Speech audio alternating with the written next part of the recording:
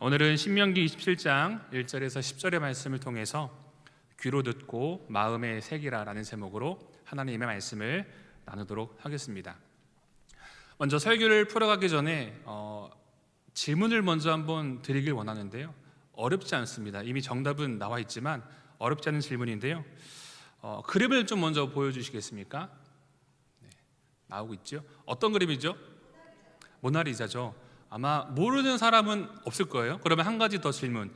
이 두 가지의 그림 중에서 어느 것이 진짜 모나리자일까요? 자, 왼쪽과 오른쪽 애 중에서 어느 것이 진짜 모나리자일까요? 다들 속으로 말씀하셨죠? 네. 왼쪽에 있는 그림이 여러분들 보실 때 왼쪽에 있는 그림이 진짜 모나리자이고요. 오른쪽에 있는 그림은 좀 티가 나지만 가품입니다. 그의 제자가 그린 작품이라고 하는데요. 이 그림을 보여드린 이유는 진품이 있고 가품이 있죠. 가품이 있다는 것은 진짜가 그만큼 그에 맞는 값어치가 있기 때문에 그 진품을 모방하는 가품들이 존재하는 거죠. 현대에 살아가는 예술 작품 또한 비싸지만 이 그림과 같은 이 고흐나 레오나르도 다빈치와 같은 예술가들이 만든 작품이나 이 그림들을 보면 여러분 그 값어치가 상상을 초월할 정도의 가격을 가지고 있습니다.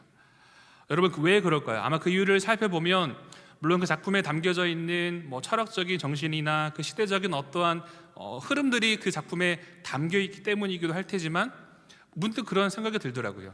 이제는 더 이상 그 작가의 작품을 볼 수 없기 때문에. 그렇죠? 그 작가가 오늘날도 살아있어서 계속해서 그림을 그려 나간다라고 한다면 방금 보았던 이 작품과 같은 이 작품의 값어치가 그렇게 많이 높지는 않았을 거란 말이죠. 아마 이러한 사실들은 부인할 수가 없을 겁니다. 바로 그 작품에 담겨있는 희소성이 그 작품의 가치를 더욱더 높여준다는 거죠. 사진을 또 한 장 준비를 했는데요. 보여주시겠습니까? 100원짜리입니다. 이제 이 사진을 좀 찾아보니까 1970년도부터 발행이 되었다고 하는데 저는 한 번도 본 적이 없어요. 저는 이제 80년대생이기 때문에. 그런데 이 100원짜리 지폐인데요. 아마 다 사용하셨던 적도 있으실 거예요. 그렇죠? 그런데 이 100원짜리가 물론 그 당시와 지금의 화폐의 가치가 다르기 때문이기도 하지만 이 100원짜리 지폐가 100원의 가치가 있지 않더라고요. 지금은 생산이 중단이 되었지만 이 화폐를 거래하는 사람들의 사이에서는 이 화폐의 그 상태에 따라서 몇만 원 혹은 몇십만 원을 호가하는 거래가 있다라고 합니다. 이 정도로 이 100원짜리에 불과하지만 이 100원짜리가 몇만 원, 많게는 몇십만 원까지 하는 이유가 무엇일까요? 이제는 생산이 되지 않기 때문에 그만큼 이 작품의 이 화폐에 가치가 있다라는 거죠. 보석이 여러분 비싼 이유가 무엇입니까? 만약에 보석이 길 가다가 우리 발에 툭툭 칠 정도의 존재라고 한다면 보석은 비싸지가 않겠죠. 그냥 줘도 안 갖는 그런 정도의 것이 이제 보석일 거예요. 이런 부분들을 떠올릴 때 어떠한 것에 있어서 희소성이 주는 그 의미를 우리는 떠올리게 되죠. 그런데 여러분 신앙인들에게 있어서도 희소성이 있는 신앙인이 있습니다. 그것은 그의 인생을 통해 그의 신앙을 볼 때 하나님의 그 함께하심이 드러나는 신앙인, 그리고 그를 볼 때 누구보다 하나님의 행하심들을 드러내고 하나님 중심의 삶에 살아가는 하나님 중심의 그 삶에 살아가는 사람들을 볼 때 우리는 그 사람들을 보며 정말 예수 믿는 사람, 저 사람을 보니 하나님이 저 사람과 함께하고 있구나라는 것들을 우리는 보게 되지요. 그를 향한 그 순수한 신앙인 하나님을 사랑하는 사람, 하나님이 함께하시는 사람이라고 우리는 이야기를 합니다. 창세기를 보면 소돔과 고모라 땅이 결국에는 멸망을 당하는데 마지막에 아브라함의 간청이 무엇이었습니까? 만약에 그 땅에 의인 10명이 있으면 하나님 이것을 심판하지 말아 주십시오. 그러나 결론적으로는 10명이 되지 못하여서 그 땅에 심판을 받게 되지요. 여러분 성경을 보면 그 시대마다 하나님께서는 하나님의 사람을 세우셔서 하나님의 일하심들을 나타내는 것을 보게 됩니다. 여러분 그렇다면 우리가 그런 것들을 생각할 때 우리가 생각하고 있는 것처럼 과연 하나님은 하나님께서 원하시는 소수의 희소성이 있는 사람만을 세우시기를 원하시겠습니까? 아니죠. 소돔과 고모라 땅의 최후의 그 10명 자체도 귀중하지만 하나님은 하나님을 믿고 따르는 백성들 자체를 귀중하게 여기신다라는 것이지요. 성경에서 보여지는 하나님은 모든 백성들이, 모든 하나님의 사람들이 하나님의 사람으로 말씀을 붙들고 든든히 서가는 것을 원하신다라는 거죠. 그렇기 때문에 출애굽 이후의 여정을 보면 하나님께서는 이 모세라는 지도자를 통해서 계속해서 그 백성의 지도자들과 그리고 사랑하는 백성들에게 계속해서 반복적으로 하나님의 말씀을 들려주고 계신다라는 거죠.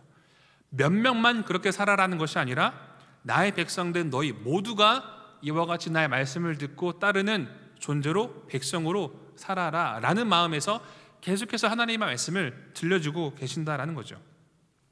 오늘 본문의 말씀을 보면 이제 약속의 땅으로 들어가게 됨에 따라서 그 땅에서 어떠한 기준을 품고 살아가야 하는지에 대한 명확한 가르침을 가르쳐 줍니다.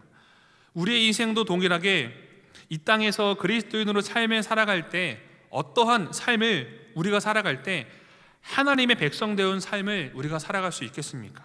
그리고 그렇게 살아가는 삶의 모습은 어떻게 해야 우리의 삶을 통하여 하나님이 함께 하신다라는 것이 우리의 삶을 통하여 드러나게 되겠습니까?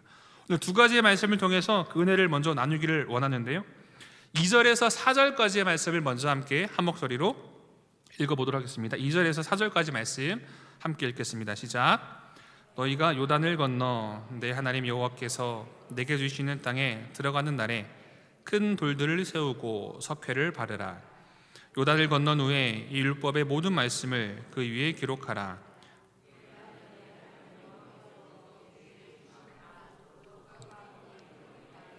내가 들어가기를 하나님 여호와께서 내게 말씀하신 대로 하리라. 너희가 요단을 건너거든 내가 오늘 너희에게 명령하는 이 돌들을 에발산에 세우고 그 위에 석회를 바를 것이며. 아멘. 말씀을 준비하면서 머물게 된 한 구절이 있는데요, 에발산입니다. 여러분, 이 하나님의 율법의 기념비를 세우는 과정 속에서 왜 하나님은 축복의 선포가 된 그리심산이 아니라 저주가 선포된 에발산에 그 비를 세우라고 하셨을까요? 약속의 땅인 이 가나안으로 들어가기 전에 하나님의 말씀을 이 돌에 새긴다라는 의미는 우리는 쉽게 알 수 있습니다. 2절에 여호와께서 내게 주시는 땅에 들어가는 날에 큰 돌들을 세우고 석회를 바르라 라는 의미는 이제 곧 가나안 땅에 들어가 그 땅을 정복하고 그 땅에서 삶을 살아가야 하는데, 그 가운데에서 하나님의 백성으로 살아가기 위하여서 하나님의 말씀이 기준으로 든든히 서 있지 않을 때 우상을 따라 살아가기 쉬운 백성들의 모습이 있기 때문에 하나님께서는 말씀을 새기라라고 말씀을 하시지요. 그런데 오늘 본문을 보면 이 지금 하나님의 율법을 새기고 석회를 발라서 어디 위에 세우라고 말씀하십니까? 말씀드렸던 것처럼 에발산입니다. 여러분, 에발산은 저주를 선포하는 산입니다. 신명기 27장 13절의 말씀을 자막을 통해서 같이 함께 읽어보도록 하겠습니다. 시작. 루벤과 갓과 아셀과 스불론과 단과 납달리는 저주하기 위하여 에발산에 서고, 에발산에 세워서 저주를 선포하게 하십니다. 실제로 신명기 28장을 보면 이 축복과 저주에 관련된 이야기가 나오는데요, 28장은 68절까지 좀 긴 장으로 구성이 되어 있는데, 보시면 1절부터 14절까지는 축복에 관한 말씀의 선포입니다. 그리고 15절에서 68절까지 아주 많은 분량을 차지하는 내용은 저주에 관한 심판의 메시지입니다. 이처럼 저주로 보여지는, 저주로 대표되는 이 에발산에서 하나님은 하나님 말씀을 기록한 돌들을 세우라고 했을까요? 아니, 축복이 선포된 그곳에서 하나님 말씀이 돌을 세우면 좋을 텐데 왜 하나님은 굳이 에발산에서 이 돌들을 세우라고 하셨을까요?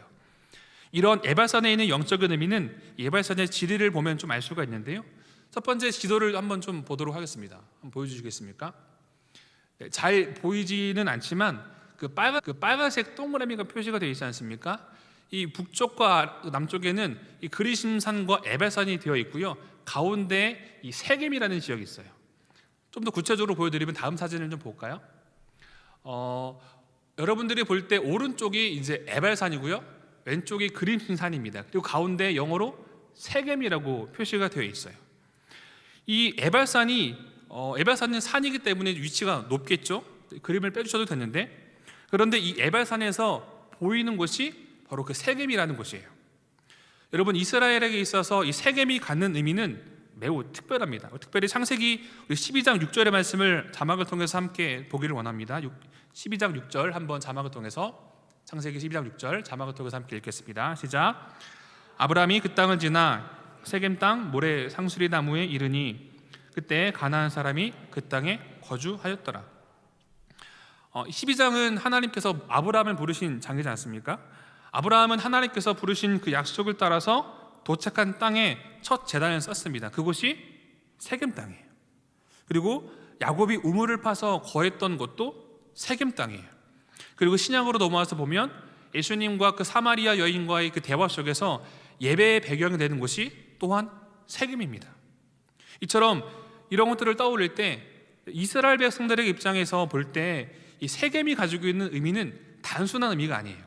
자신의 민족인 조상인 그 아브라함을 통해서 약속하신 그 하나님의 약속을 기억할 수 있는 곳이고, 그 하나님의 언약이 시작되고 하나님의 뜻이 선포가 되었던 곳이 바로 세겜이라는 것이죠. 이처럼 세겜은 아주 중요한 곳이에요. 하나님의 분명한 약속을 깨닫고 바라볼 수 있는 곳이 세겜이죠. 그렇기 때문에 고로 이런 하나님의 언약에 떠오르는 의미 있는 장소인 세겜이 내려다 보이는 곳에 에발산 제단이 세워지는 이유는 그곳 가운데 하나님의 뜻이 분명히 있다는 거죠. 이는 이스라엘 백성들을 향한 하나님의 사랑과 은혜예요. 사실 이 에발산에서 저주가 선포된 이유도요, 하나님의 백성들을 미워해서 저주의 메시지를 전했을까요? 너희 녀석들 한번 혼나봐라 라는 마음으로 하나님께서 저주를 선포하셨을까요? 아니죠. 이런 저주의 메시지를 들려주심으로 인하여서 이러한 저주를 피해갈 수 있는 은혜를 하나님께서 주신 거예요. 여러분, 현실적으로 율법을 온전히 지키고 율법에 대한 온전한 순종 쉽지 않습니다.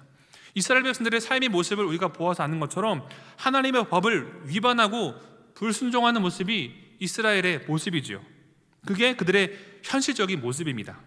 그렇기 때문에 그런 저주가 선포된 그 에발산에서 하나님의 율법에 새긴 돌을 세우고 그곳에서 지금 하나님의 약속이 선포된 그 세겜 땅을 바라본다라는 것은 그 하나님의 말씀의 약속, 하나님의 신실하심을 하나님께서 기억하게 하시기 위한 하나님의 마음이 거기에 담겨 있다라는 거죠. 또한 하나님은 눈높이 교육을 하시죠. 단순히 그 비를 세우는 것으로 멈추지 않고 그 비에다가 무엇을 바르고 가십니까? 석회를 바르면 그 글씨가 더욱더 부각이 되잖아요. 그만큼 하나님의 말씀이 더욱더 눈에 잘 들어온다라는 거죠. 그리고 하나님께서는 그 저주가 선포된 그 에발산에 그와 같기 때문에 하나님의 그 말씀을 기록한 비를 세우라고 말씀을 하십니다. 제단을 그곳에서 또한 쌓게 하시죠. 6절과 7절의 말씀을 한번 읽어볼까요? 6절에서 7절 말씀 읽겠습니다. 시작. 너는 다듬지 않은 돌로 내 하나님 여호와의 제단을 쌓고 그 위에 내 하나님 여호와께 번제를 드릴 것이며 또 화목제를 드리고 거기에서 먹으며 내 하나님 여호와 앞에서 즐거워하라. 아멘. 저주가 선포된 그 에발산에서 제단을 쌓을 것을 말씀하십니다. 그리고 화목제를 거기서 드리고 그 안에서 즐거워하라라고 하나님께서 말씀하시죠. 여러분, 지금 일들이 지금 일어나고 있는 배경이 어디라고요? 에발산. 결국 여러분, 이 에발산이라는 존재를 통해서 이스라엘 백성들과 우리에게 주신 하나님의 메시지는요, 우리의 존재를 보게 하시는 거예요. 여러분, 우리는 우리 모습을 우리가 잘 알지 않습니까? 우리는 우리 자발적으로, 우리 힘으로, 우리의 능으로 하나님 말씀이 들려올 때 그 말씀에 순종하는 것을 기뻐하는 존재가 아니죠. 예수님을 믿지만 본질적으로 우리는 아담과 하와의 후손이기 때문에 우리는 다 교만한 존재들입니다. 죄를 따라 살아가고자 하는 마음이 우리 가운데 다 있다라는 말이죠. 간단하게 예를 들어보면 원수의 관계 영역에서 원수를 사랑하라라는 하나님 말씀이 선포되어질 때 여러분, 그에 반응하는 우리의 태도는 어떠합니까? 그렇지, 원수를 사랑해야지 라고 합니까? 아니면 사랑할 수 없는 합리적인 이유를 찾습니까? 후자이죠. 여러분, 가깝게 여러분들의 집안에 원수인 남편들이 있지 않습니까? 여러분, 원수인 남편을 사랑하기 쉽습니까? 물론 이제 재밌어요 얘기한 거지만 가깝게 우리가 사랑하는 관계 속에서 나에게 불편함을 준 어떤 대상이 있을 때 여러분, 우리는 그 사람을 정말 하나님 기뻐하시는 마음으로 용서할 수 있습니까? 하나님께서는 원수를 사랑하라고 말씀하셨는데 여러분, 나에게 불편함을 준 그 대상을 용서하는 게 쉽지 않아요. 그게 우리의 모습이에요. 또한 여러분, 물질의 영역을 예를 들어보면요, 10분의 1, 11조 당연히 하나님께 드려야 되는 것 우리가 너무나 잘 알죠. 배워왔고 성경에 그렇게 기록이 되어 있고. 그런데 여러분, 머리로는 알지만 하나님께 드림에 있어서 때로는 부끄러운 모습이지만 우리는 하나님께 드림에 대해서도 계산하는 게 우리의 모습이에요. 하나님께 무엇을 드림에 있어서도 자원하는 마음으로 드려야 되는데 계산하고 인색함으로 드리고자 하는 마음이 있는 우리의 모습이에요. 물론 인색함으로 드리지 않고 그럼에도 순종하고 결단함으로 드리는 경우도 있지만, 그러나 그 가운데 드는 마음은 아깝고 그래도 조금씩을 하고 말을 하면 타협하는 모습이 우리 가운데 있죠.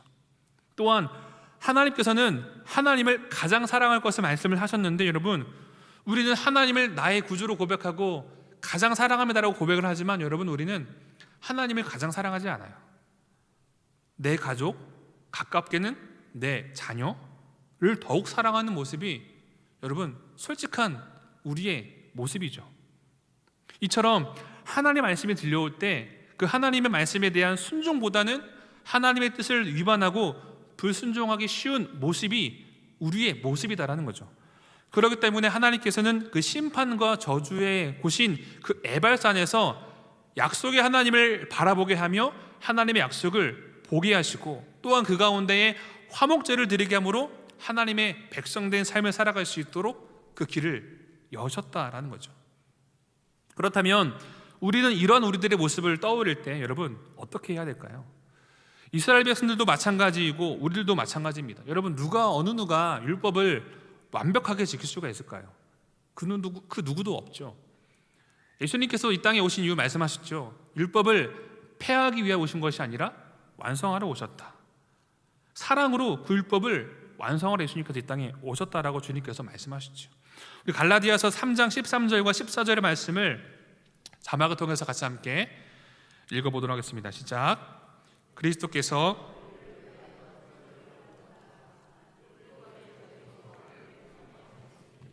기록된 바 나무에 달린 자마다 저주 아래 있는 자라 하였음이라.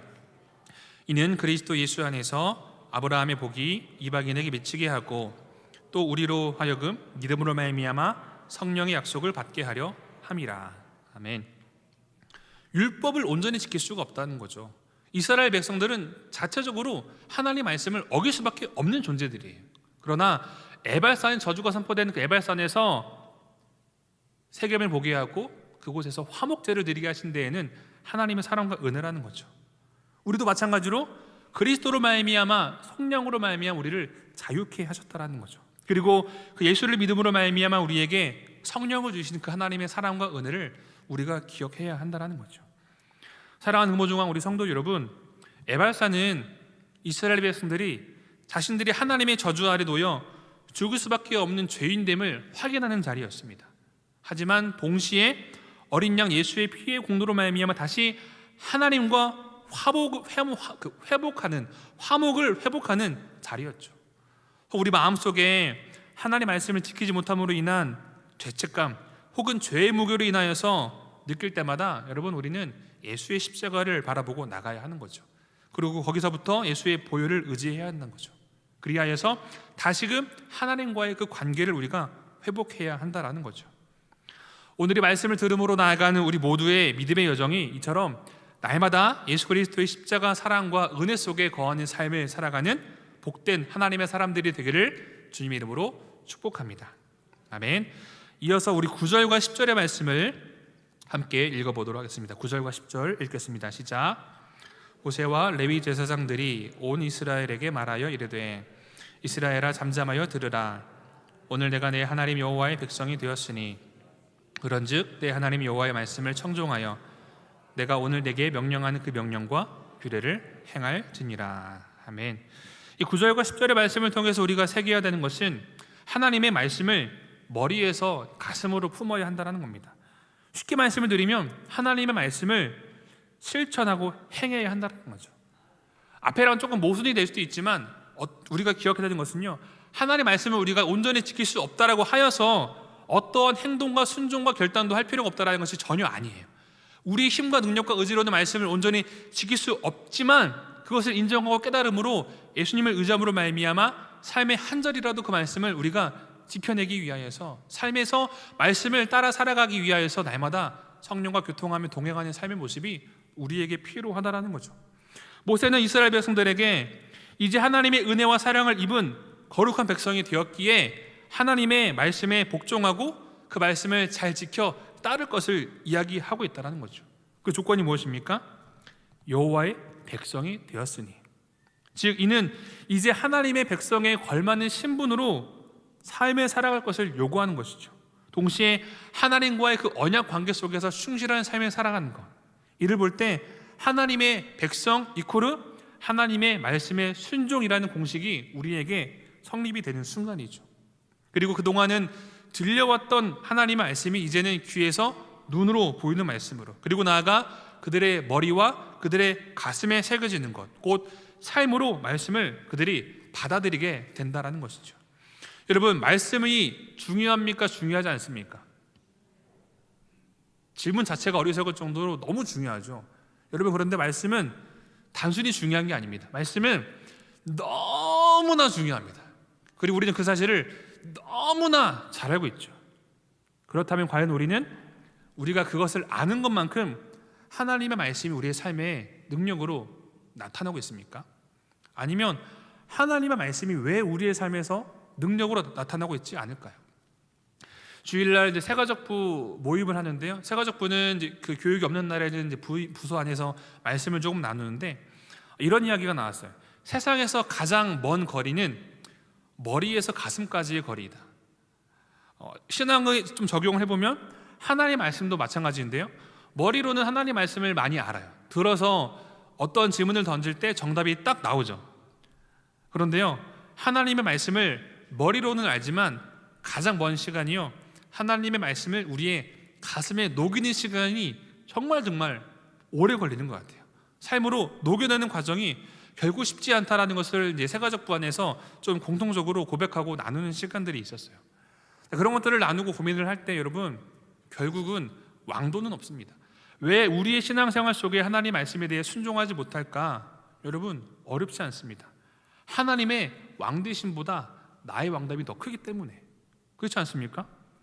하나님의 왕되심보다 다른 어떤 것이 왕이 되기 때문에 왕되신 하나님의 말씀보다 그것들이 더 크게 보이고 그것들이 더 나에게 큰 영향을 주는 것처럼 보이고 그것들을 따라가는 거죠. 이스라엘 백성들이 그랬잖아요. 애굽에서 인도하여 낸 여호와 하나님을 잊어버리고 가나안에 들어가서 그들에게 풍요를 주는 것 같고 많은 사람들이, 많은 존재들이 따라가는 그 우상의 존재를 보고 그게 좋아 보이기 때문에 왕이신 하나님 말씀을 뒷전해주고 우상의 모습을 따라갔던 모습이 바로 이스라엘 백성들의 모습이었죠. 우리들에게 동일하죠. 왕 대신 하나님보다 혹은 나의 경험들, 세상에서의 기준과 가치가 하나님의 왕 대신보다 더 높은 자리에 있게 되어질 때 우리는 그 가운데 하나님 말씀의 능력이 우리 가운데 당연히 나타나지 못하는 거죠.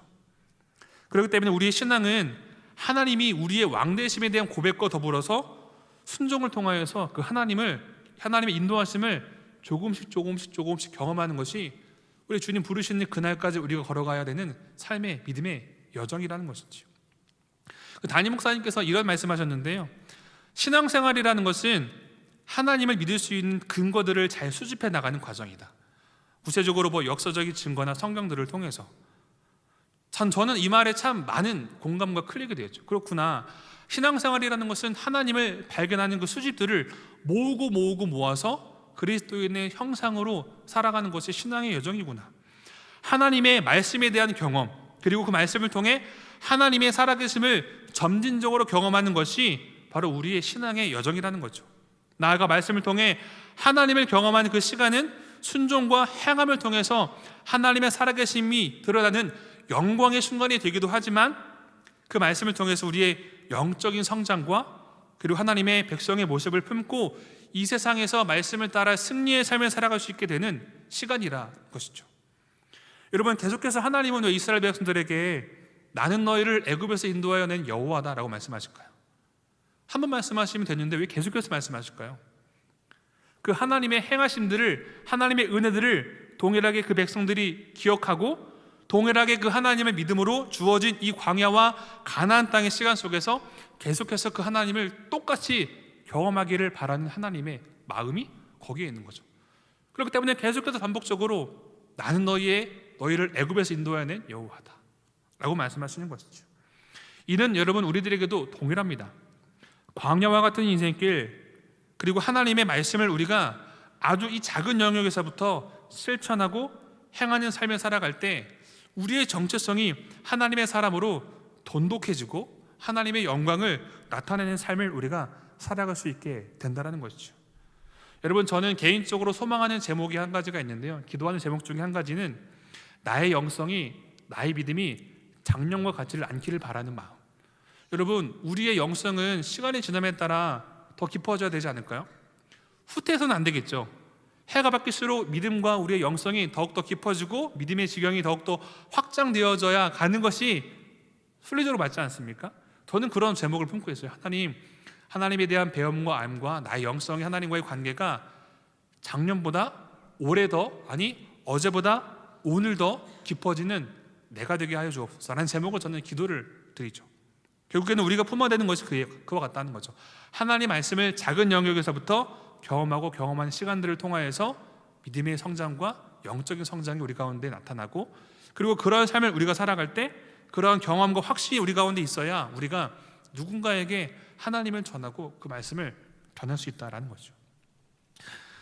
인도의 민족 지도자인 간디가 이런 일이 있었는데요. 하루는 한 아이의 어머니가 자기 아들이 사탕을 너무너무 좋아해서 사탕을 끊기를 바라는 마음으로 간디를 찾아왔어요. 그 어머니의 마음에는 민족의 위대한 지도자인 간디가 사탕을 먹지 말라라고 얘기를 하면은 자기 아이가 들을 것 같아서. 이상하게 자녀들은 엄마 아빠 말은 듣지 않고 딴 사람 말은 잘 듣지 않습니까? 그렇죠?